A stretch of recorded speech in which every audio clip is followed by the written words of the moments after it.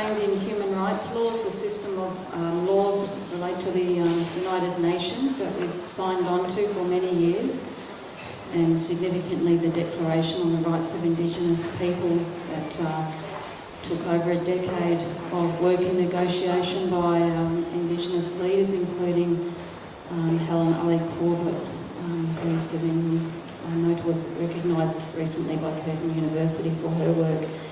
And I know Helen as a young law student and learnt a lot just from yarning with her about the efforts of Indigenous people for such a long time to fight for international human rights standards. I think the Deathscapes site certainly will be interacting really well with the claims that are being made and need to be made before the United Nations about violence, state violence, and lack of respect for fundamental human rights, including the right to life, most obviously.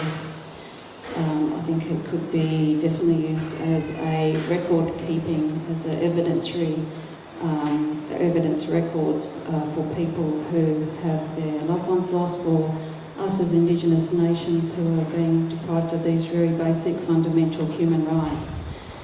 And we haven't really used some of the UN mechanisms as much as we probably could, and there is a mechanism called optional protocol now attached to most of the treaties that we've signed.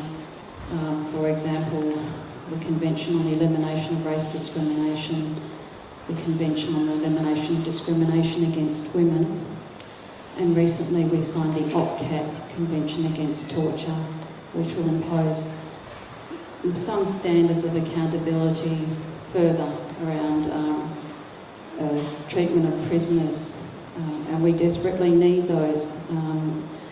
So many cases of abuse that are probably not in Deathscape because this is about where people are killed. Those other attempts that are non-fatal, really, to kill people, it seems like in West Australia in the women's prison, Bandiup, which is a very run-down prison, overcrowded.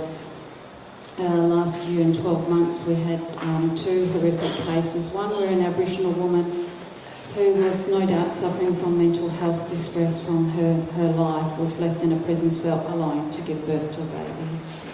It's unbelievable, isn't it? And everyone, the prison guards just watched and said they couldn't find their keys, and you know that's just not true.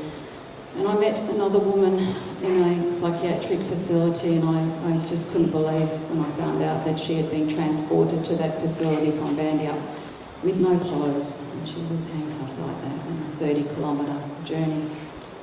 So this inhumane treating Aboriginal people as if they're just animals, Aboriginal women as like this. And of course you have then the official sort of investigation which says this was not right or whatever, but nothing's ever done and no one's really held accountable for that. So I think that optional protocol is a mechanism which allows individuals who cannot get justice in their own country and they've exhausted mechanisms to then take their complaint to the UN. And I think some of the deaths in custody, they probably should make their way to the UN. It's a system of naming up violation of human rights and calling for accountability in that way. And of course I think the site, and particularly the Miss Do case study, really does break open that silencing that's happened around the violence towards Indigenous women. Certainly when I was a young woman growing up and working in Indigenous radio and in the community, I was told that we mustn't speak about sexual violence against children or abuse in the homes. This was sort of shunned, but of course the brave Aboriginal women were always working in the refuges and always trying to speak up about this. But we were being told all the time to be quiet. And I don't think it was our traditional culture because we're called a matrilineal people. We follow in our mother's line. And women were always very, very strong people. And we're still fighting that battle. And Miss Du's case study really does bring out this issue for us as Indigenous women, that we need to really unveil and have accountability and dialogue in our own community and renounce and denounce all forms of human rights abuse. It is really, I think, part of our decolonisation, obviously, as Aboriginal people, that we do this, and it's a part of our healing journey.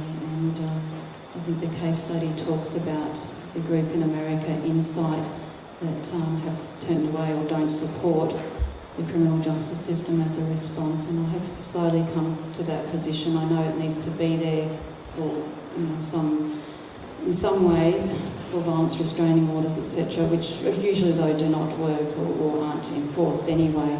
But the real and the right approach is for us as Indigenous people to fearlessly tackle this and make the change ourselves to uphold human rights in a much more meaningful way.